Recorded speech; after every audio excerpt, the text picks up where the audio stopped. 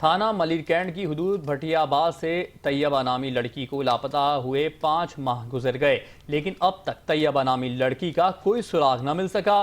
बेटी की तलाश में वालिद दर बदर की ठोकरें खाने पर मजबूर हैं। इस वक्त हमारे नुमाइंदे जुल्फिकार अली लापता तैयबा की वालिदा के हमरा मौजूद हैं, उनसे जानते हैं। जी जुल्फिकार, आगा कीजिएगा, क्या कहना है वालिदैन का?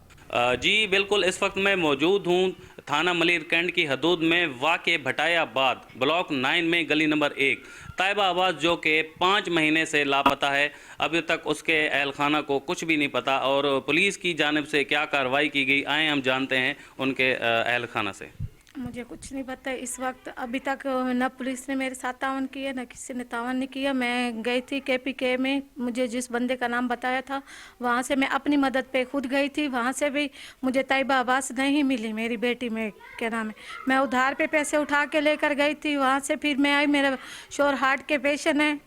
मुझे अपनी बेटी तैयबा आवाज़ मिलनी चाहिए। तफसीलात के लिए शुक्रिया जुल्फिकार।